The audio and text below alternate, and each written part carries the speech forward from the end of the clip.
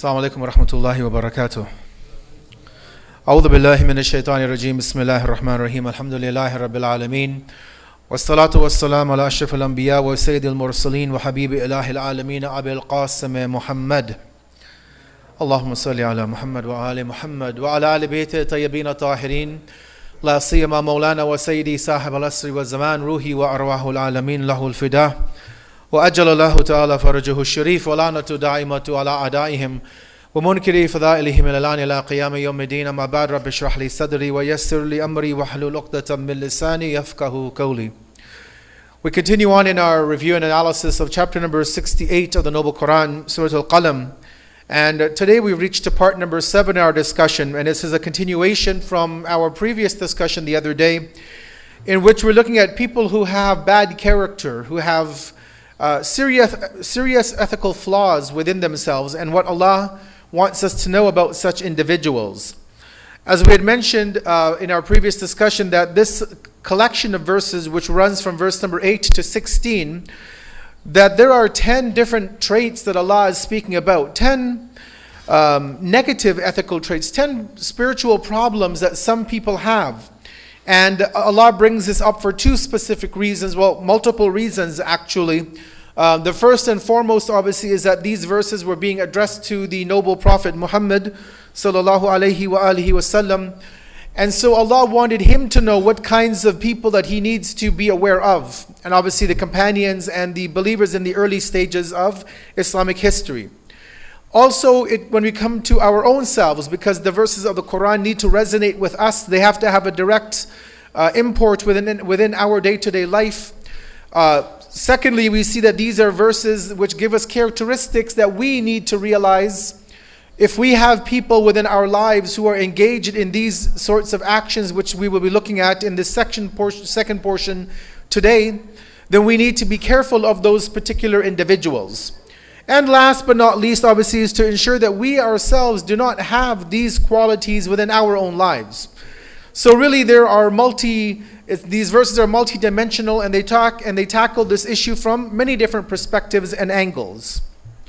Today I just want to look at verses 11, 12, and 13, and to look at what qualities Allah is speaking about in this collection of 3 verses. So he begins off again by telling Rasulullah, he says, Hammazin Masha'in binamim, Manna'in lil khayri mu'tadin athim, Utullin ba'da dhalika zanim. What does he say? He says that these are some of the traits to keep aware of. First off is Hammazin Masha'in binamim. And I'll go into what these mean in a bit more detail and depth. But just for the translation, a defamer, one who is circulating slander in all directions. Manna'in lil khayr, one who hinders the doing of good. Mu'tadin athim, a transgressor of all bounds or sense of decency, and one addicted to sinning. Utullin ba'da dhalika zanim, a gluttonous person, and after all of this, Allah says, ba'da dhalika zanim, one who is also disreputable. Now, there are obviously a lot of different things that Allah is speaking about, and just as a preamble, let me just mention that what I have seen in the Quran, in my readings and studies, I haven't seen any other passage of ayat that Allah combines so many negative ethical traits in so many short verses. For example, if you look at Surah Al-Hujurat, when Allah talks about some of the ethical vices, backbiting, spying, slander, right? There are only a few things mentioned in those verses, and they're lengthy verses. Other ayat talk about, let's say, lying or stealing as individual sins. They're not grouped with multiple sins at one time. This is probably the only, at least that comes to my memory, the only time in the Quran in which a collection of verses has so many negative ethical qualities in one particular package. So this is something to keep in mind about of the way that Allah is defining these individuals who are working in opposition to Rasulullah. The first portion is Hammazin Masha'im binamim. So there's 2 qualities Allah is mentioning here. The first word Hammaz, and maybe you know the Quran, there's a surah of the Quran called Surah Al-Humazah, which is in the 30th juz, وَيْلٌ لِكُلِّ هُمَزَةٍ لُمَزَةٍ, and it goes on. It's a very short passage. But hamazin, two things here. One of them is the meaning of hamaz, or hamaz, is to backbite, or to pick the faults of people. So we have the word ghiba, which means backbiting.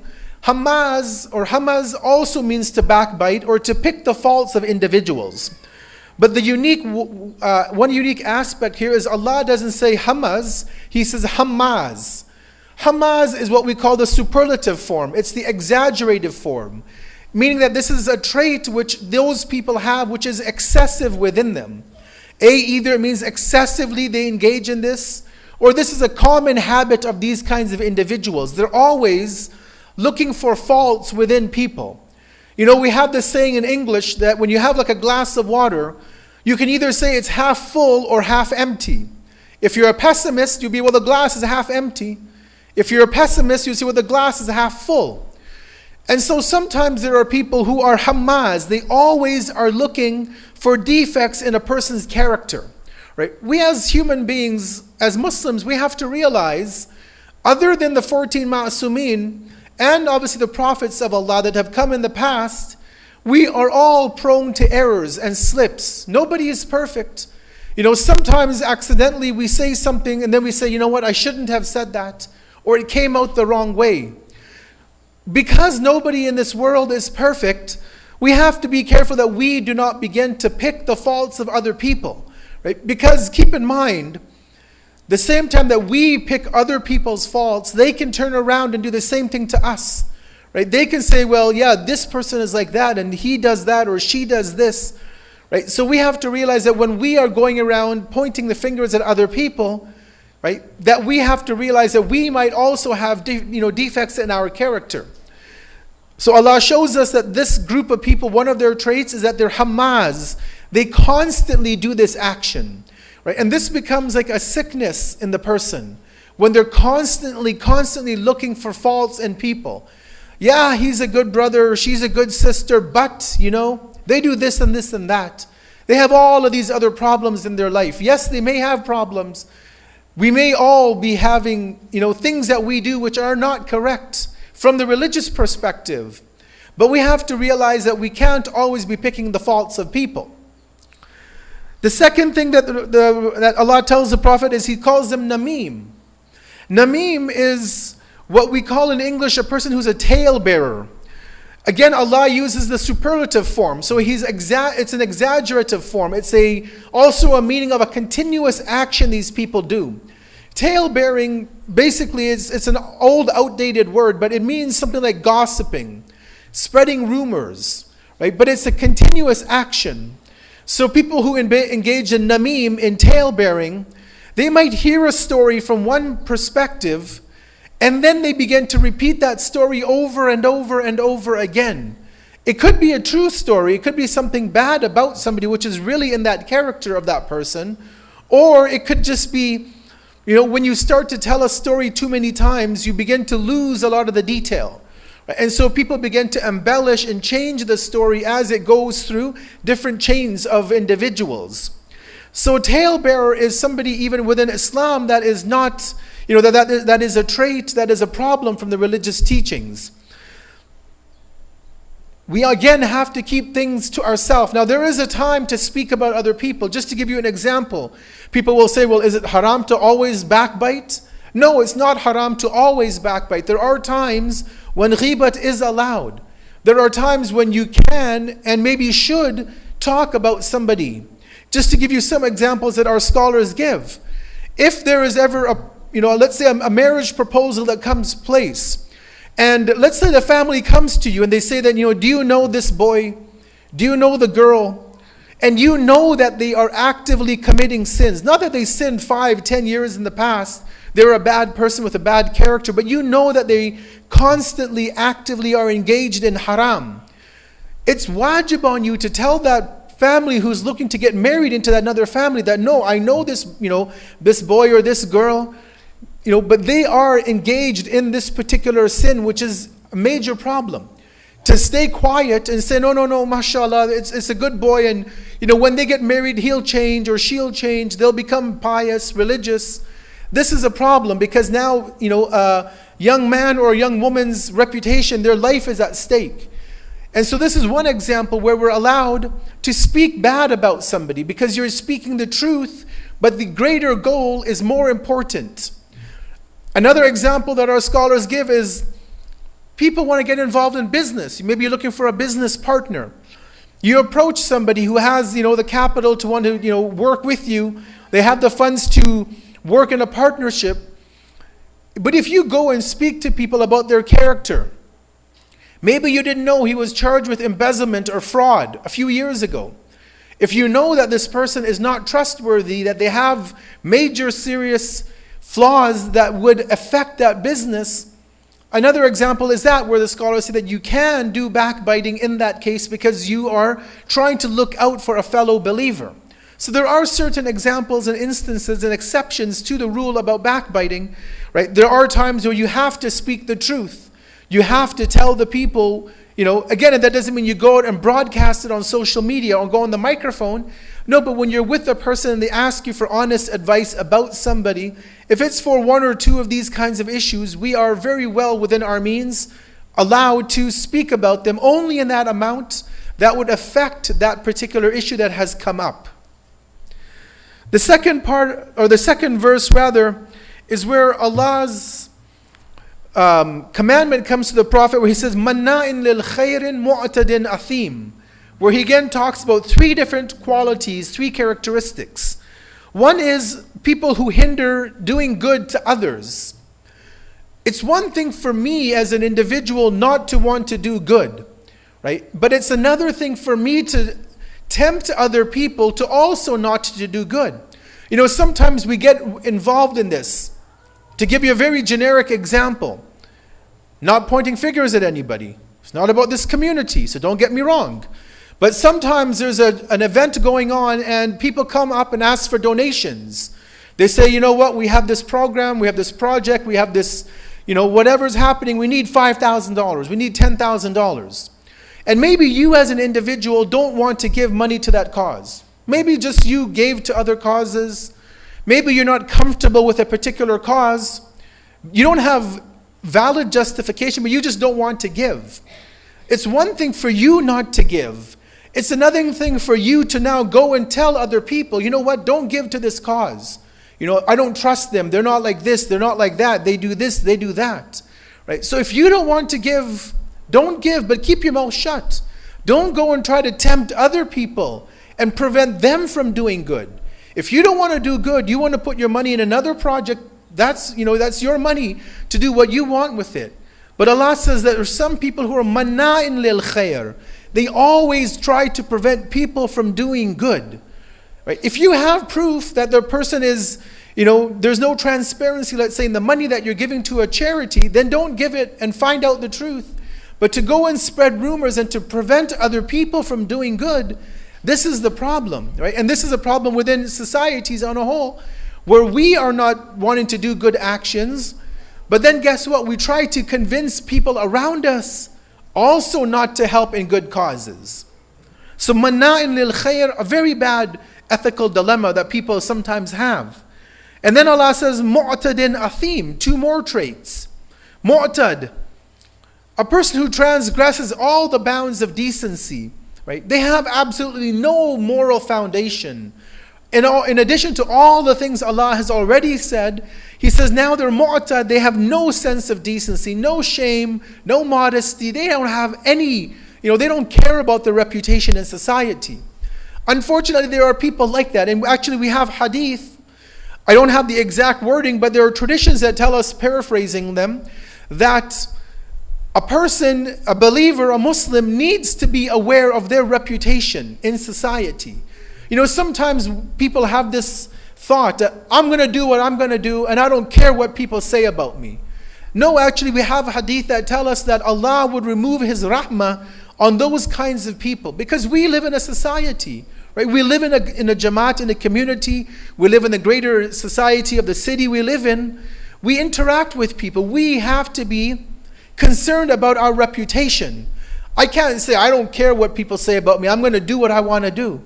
You can do that if you want, but Islam tells us that Allah would remove His mercy from those kinds of individuals. We live in a society, we have to be consciously aware and active of how we are, of how our name is in society, our reputation, right? This is all that we have ultimately, is our name, is our reputation. And if we tarnish that, even if we 20 years later down, we change ourselves, we become righteous, pious, good people, guess what? People will still remember, oh yeah, 20 years ago he was like this and like that, and he used to do these things. Right? Unfortunately, and we've talked about this in the past, that stigma will stay on that individual. It becomes a blemish, unfortunately, on their record forever. Right? Because we as, again, human beings, we're not easy to forgive and forget. We may forgive, but you know what? We don't forget a lot of things. We'll remember that that person was like this and that, and they did this and that 10, 20, 30 years ago. We'll keep that grudge. So we have to be careful to maintain our own sense of honor and dignity. And then the last thing Allah says in this verse, verse number 12, is athim. Athim is one who's addicted to sinning. It's one thing to just maybe commit a sin every now and then. Our temptations get the best of us. The waswas of the devil, it tempts us and we do a sin. But then it's somebody who's habituated. It becomes a common practice in their life to always sin. And maybe they get to a point where a day isn't a day unless they have broken one of the rules of Allah. Right? So we have to be also careful of those kinds of individuals, and we also have to be careful ourselves that we don't fall into these kinds of ruts that Allah is speaking about.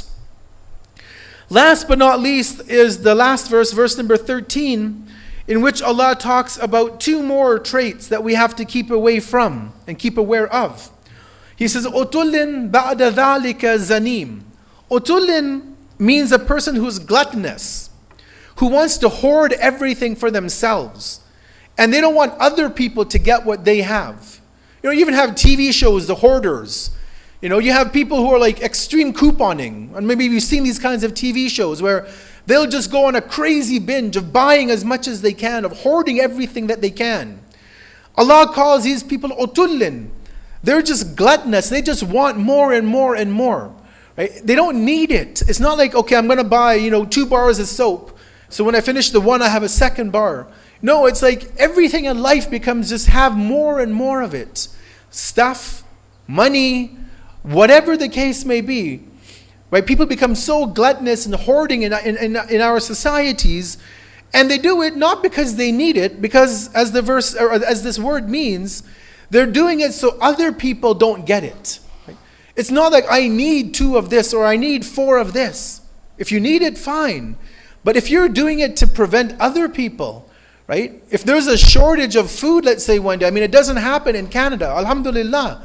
We don't have a problem where the supermarket shelves would run empty of a product. We have more than we need in the stores. But imagine in countries where there is a drought or a famine or an embargo, or a boycott, and you go to the supermarket and you pick up everything off the shelf. So yes, you need what you need, but to buy more so other people don't have, there is where the problem lies. Also, this word can mean an ill-natured or a revengeful or a violent person, somebody who has no shame, no morality, and the worst of etiquette. So there are multiple ways that this word utullin can be understood. And then Allah says, ba'da dhalika zanim. Ba'da dhalika, Allah is saying, what? After all I've said to you, after all of these 6, 7, 8 traits, Allah is saying there's still more. These people aren't, just limited to these. There's so much more Allah wants to tell us. So He says, ba'da dhalika, after all of this, let me give you one more thing, how evil these people are. If that wasn't enough, let me tell you one more thing about these people's reputation. Zanim is a person who, as the commentators mention, is somebody who has no family lineage, as one definition, or they're allied to a group of people while they're not from them. Now keep in mind, right, at the time when this verse was coming to Rasulullah, the Arab culture had this concept and a notion of a tribe, right? You belong to a particular tribe. You were from this particular little tribe and family, so your character, your name, your reputation was because you were from that tribe. We have it very loosely in our society today. People will say, he's a Khoja. Okay, well, are you from India or Pakistan or East Africa? You say, oh, I'm from East Africa. Okay, well, what family are you from? You mention the names. Oh, yeah, I know that family. Right? And so then people will give you more respect. Or you say, I'm from Pakistan. From what city? From what town? From what village? What family? Right? So this exists roughly in some certain communities even till today. That your status is not as a human being. Right? You're not known as Ali because you are, a good person. People ask you where you're from, what's your family, what's your background, what's your lineage, and they trace you back. And if you have a good family, then people give you respect. But if you don't have any lineage, you say, I am who I am, right? Many times, and again, not a lot of communities, but there is this dilemma where we face this form of discrimination against our own, where we'll say, oh, he's not from a good family, he doesn't have a good name associated to him. His ancestors were like this or like that back home, right? That is a problem, Islamically speaking, obviously. Here Allah tells us that there are some people who are like this. They have no family or lineage. So He's looking at it in a negative way. But we have to realize even within our societies, we have a similar situation many times, right? And sometimes these people who are, as He calls them, zanim, they'll try to attach themselves to a group to fit in, to get the benefit from that particular group. So Allah calls this again a people who are those who the Prophet needs to be aware of and keep away from. So let me just conclude and summarize these 6 or 7 verses we've been looking at. And again, this is really an unprecedented description. Allah doesn't give this sort of a detailed response, at least that I've seen anywhere else in the Quran. It's always 1 or 2 sins, gambling, alcohol, theft, zina, adultery, 1 or 2 sins at a time. But here in this collection, 10 sins, one after the other, 10 characteristics that we have to keep away from after the other, after the other. And so Allah showed us that these were people who were opponents of Islam at the first level. That's why Allah was telling Rasulullah to keep away from these particular characteristics and look for people who have them. Also, it is a lesson for you and I that we need to keep away from people who have these traits. And most importantly, that we ourselves have to look into our own selves, look in the mirror and look, do I have these traits? Do I talebear? Do I talk about other people? Right? Talking meaning that not only on the phone, do I text message? Do I go on Twitter or WhatsApp and start talking about other people? Right? All of these traits are there, but for you and I to reflect upon, are they within me? Do I talk about people? Do I try to prevent others from doing good because I don't want to do good? All of these are times to do self-introspection and look at ourselves and see, where do I fit within these ayat? And so Allah gives us these traits in these last few verses. These are people who are liars. They are of a despicable nature. They pick faults in people. They are talebearers. They make up stories and they begin to spread rumors in society. There are people who transgress the boundaries. And they have no root or lineage. And so they try to attach themselves to people although they are not from that particular group. And just as we conclude, a point to reflect upon as we continue in our discussion on Surah Al-Qalam in the next few days, that as we mentioned, that when it comes to those seeking to corrupt within society, we as a community of believers, we need to be aware of them. Right? We need to know these traits and then be able to apply them when we see people in society. We need to be aware of the plots that are being hatched against us as a community, both from within and also from without. And also where the need is to expose such individuals to the community and to the society. And as we mentioned before, and we end with this, that exposing of the people will take place in many different ways. I don't say to go on the mic and mention names of people, but as a community we need to be aware that there are times where people are working from within to destroy the very fabric of our community, of our unity as a community of believers. We close and we ask Allah as we continue in this blessed month of Ramadan that He continue to shower us with His blessings and everlasting forgiveness and pardon and mercy. We ask Allah to make the fasting of the rest of the month of Ramadan easy upon us. We ask Allah to give us the ability to stand for prayer in the night. We ask Allah for the ability to recite of the Quran and the supplications. And we ask Allah to accept all of these acts of worship that we have been performing in this blessed month. and that we can continue in this way, and that we can continue to build upon our iman, our faith and our piety, such that when the 12th Imam's advent makes shape, that we are able to be amongst his helpers and assistants and supporters. رَبَّنَا تَقَبَّلْ مِنَّا إِنَّكَ أَنْتَ السَّمِيعُ الْعَلِيمُ. Let us close by remembering all of the deceased, all of the marhumin from our families, our communities, our friends, the ulama who have left this world, the shuhada, including the 20-some innocent people who were killed in Tehran just yesterday in the terrorist attacks in Tehran. Let us also remember them with a Surah Al-Mubarakatul Fatiha. But before that, one salawat upon Muhammad wa ali Muhammad.